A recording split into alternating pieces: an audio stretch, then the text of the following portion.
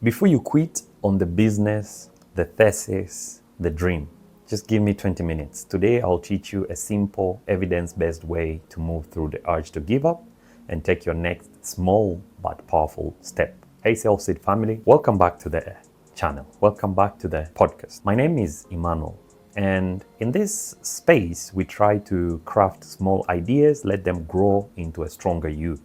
If you have ever felt that knot in your stomach that whispers, maybe this isn't for me, you're not alone on that aspect, on that journey. Today we are going to unpack why the urge to quit shows up and how to read it as a signal instead of a verdict. And even we'll see a way, we'll try to practice a 5-step tool that you can use next time quitting feels more easier than continuing. So I believe by the end of this episode, you'll have a script for your next 15 minutes of momentum. So let's get on and enjoy. Now, let me share a quick story with you. This is a personal moment. Between May and June, I was planning a fitness event with a partner brand in my city.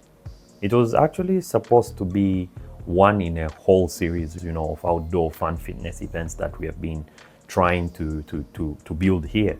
And by May, if I remember correctly, by May we had agreed that July will be the best month. Now, and at that point, we didn't have exact dates selected, but the momentum was already there. So I sat down with my team, we debated possible dates, and by June 21st, we finally sent our partners the proposals, and we most targeted, late July. All that was left was for their approval. Then just 2 weeks before our first proposed date, their project manager emailed me. She reached out to me and she told me the partnership was off, that their focus had shifted, that they weren't confident the event would hit the numbers. So at that moment, although I replied the email warmly, but my mind instantly served me a buffet of, those escape routes. Forget about the events. I had thoughts like, maybe shut this project down. And then I also had thought like, maybe you don't have the resources or the connections to pull this off. And at the end, I also thought, maybe people just don't need this. They just don't need these events, these fitness activities and fun outdoor activities here in the city. That same time, I opened a new note on my phone, and I titled it "Reasons to Quit the Aussie Dream." And then I tried to do two things that actually saved me. Now that I am able to reflect and talk about them on this episode, I did two things that saved me. First, I said it out loud. I said, I want to quit. Second, I texted a very close friend of mine and I just said, bro, this is not going to work. Simple as that. I'm going to quit. I said it to myself. And then I texted someone close to me as, bro, this is not going to work. And those two tiny acts at that moment, which is, naming the urge and sharing it out, they kind of broke the spell just enough for me to take one small step ahead. In that moment, I made a decision. If big partnership actually would fall through, then we'll keep running small-scale events. And the goal was just to give attendees fun, show them the best way to have fun, provide connection, and even provide energy. And no regrets, no grudges, and even if people, even if the turnout was small, people didn't show up. And that same month, we actually pulled off a Riverside Challenge, in which two big teams competed through fitness checkpoints, and they networked in a camp setting. And we even ended up with a barbecue and hot pot. And just last Saturday, we launched the first Aussie Jogging Club run, and we hit 7 kilometers. I don't know in miles, how much is that? And 15 people attended. And this is the first activity after the summer holidays. So I believe that progress didn't come from grinding harder or pretending I wasn't discouraged. It came from just naming the moment and making one or two small, well-aimed moves. And that right there is today's theme. That is what I want us to talk about. Don't argue with the urge, address it. I want us to talk about not arguing with the urge, but trying to address it. When the quit urge hits you up, when it just arises, it's usually one or more of the three signals that I'm going to highlight right now. One is overload, whereby your brain has too many open loops and it is trying to reach out for relief, trying to reach for relief. And then the second problem can be is mismatch, whereby the path has kind of drifted from your values or season, like you're not doing the right thing at the right moment, kind of, thing. And then the other thing can be malnutrition, which is somehow you are under-resourced, where your sleep and the feedback and the support, all of these three things are kind of low. Your sleep, your feedback, and your support, on a critical level. And these three aspects, the malnutrition, the mismatch, and the overload, can cause you to feel like, this moment I want to give up. This has actually happened to me multiple times. Now, I want us to look at the two quick science notes on this aspect. When we label what we feel, it actually lowers the heat. It lowers the temperature. So one brain imaging study, which is titled "Putting Feeling into Words," "Putting Feeling into Words," which was published in the APS, Association for Psychological Science journal, explained that by simply putting feelings into words, the reactivity of the amygdala is the brain's alarm, is kind of reduced, and it increases the prefrontal control. And that's why saying something like, "I want to quit because I am overwhelmed," can help you think again. Like that essence of admitting, speaking it into words, and can give you a new perspective on how to go about things. And the other science quick note that I want to share is sleep matters more than how we admit. Sleep matters more than how we admit. So reviews such as the one published on the Journal of Clinical Psychology, which was titled "The Role of Sleep in Emotional Brain Function," showed that inadequate sleep can impair emotional regulation and stress responses, which makes everything feel harder than how it is. Like even a simple task can become harder once you are deprived of sleep. And sometimes the quit is actually the rest.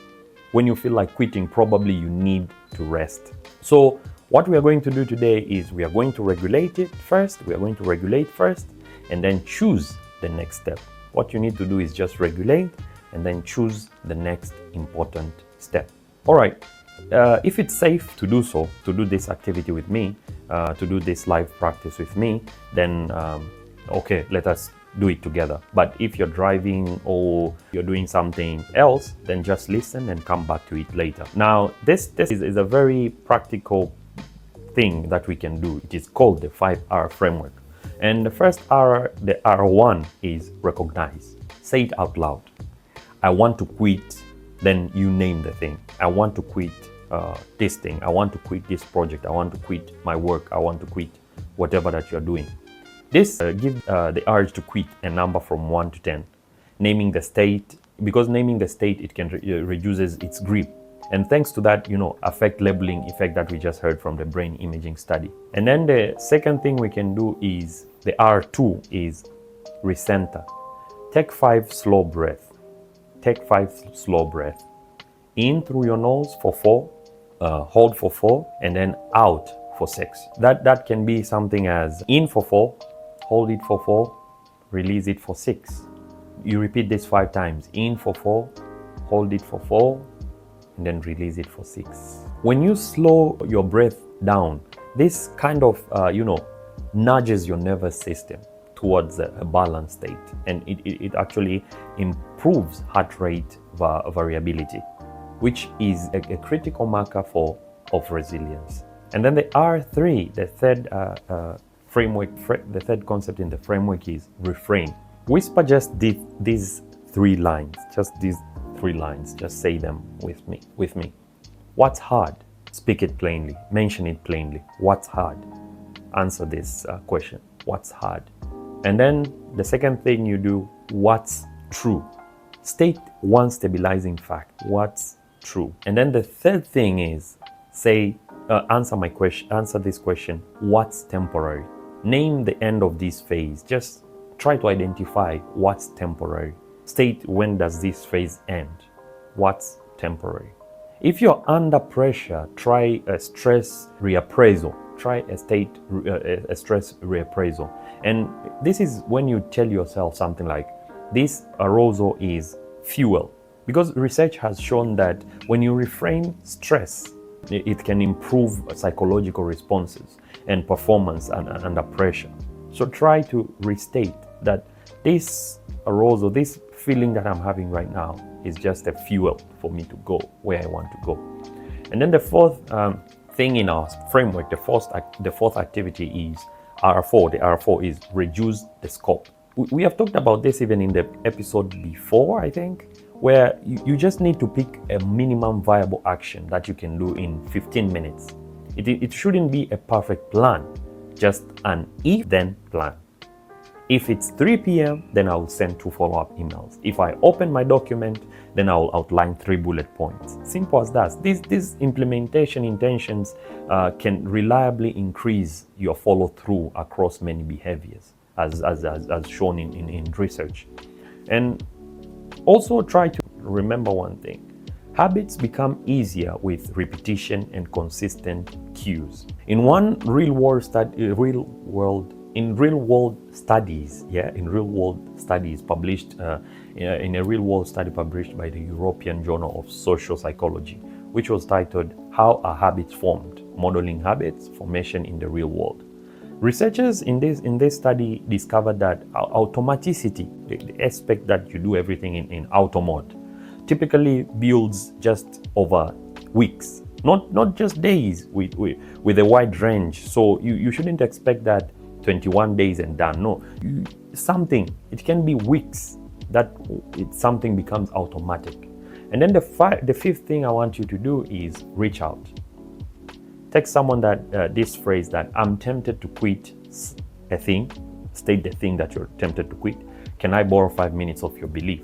Because we understand that social support is not soft, because decades of data link it actually to a healthier stress responses and better health outcomes. Even simple connections such as just holding your partner's hand can reduce neural threat responses. So that's the 5 R's: R1, R2, R3, R4, R5. R1, recognize. R2, recenter. R3, reframe how you see things. R4, reduce. R5, reach out. Ask someone that you're tempted to do one thing and can I borrow your time. It is fast to remember and faster to use. One more thought that I want to add here, I want to just throw in there, is that big pushes are dramatic, but small wins drive momentum. In diary research across thousands of workdays by Harvard Business Review and Harvard Business School, these researchers have discovered that progress on meaningful work, even tiny steps, was the single most powerful driver of motivation and a better inner work life. So your 15-minute action isn't settling. It's how actually humans move. Small windows of deep work, small windows of focus, small windows of activity, streamlined activity. So I want you to pick one area you're close to quitting. Did you get it? Think about one area that you're close to quitting. Let us try to do a guided application again. Now, in 90 seconds, if you've already thought about the area that you're close to quitting, in the next 90 seconds, say, I want to quit XX, I want to quit something. And then rate that urge. This is for R1. Rate that urge between 0 to 10. Now, take slow breath. Take 2 slow breath. Shoulders down. Take 2 slow breath. This is R2. And then say, hard. And then state the one fact. Hard equals to one fact. And then say true equals to one fact. And then temporary equals to one fact. State one fact. These are 3 facts. This is R3. And then take a pen, write one if then. Meaning like this. If, then state the time or the cue. Then a 15-minute action. So if I wake up in the morning, I will read this in 15 minutes. If I what, then I will do this. And the last thing I want you to try within these few minutes is text one person. Can I borrow 5 minutes of your belief? Just same message, same as to what I'm saying. Can I borrow 5 minutes of your belief? And then set a timer for 15 minutes. When it ends, try to record a small win in your notes. Try to record a small win in your notes. We tend to undermine, to underestimate how much tiny progress how much a tiny progress can bring about change, how it can change our state, how it can inspire change in our state. Now, for those who share my faith, Galatians, is it Galatians or Galatians? Galatians 6:9, it reminds us not to grow weary in doing good. Rest is holy, and so that essence of quitting the call on your life is not the same as changing strategies within it. So try to change the strategies and not just quit. Try to change the strategies in your life. If this helped, share it with one person standing at the edge of quitting, not the at the edge of quitting. Subscribe so you don't miss the upcoming episode. And for the 5R checklist and my favorite reach out text prompts, just check the show notes on the description. Your journey matters, especially on the days that don't look like progress. Just keep going. We are all in it together.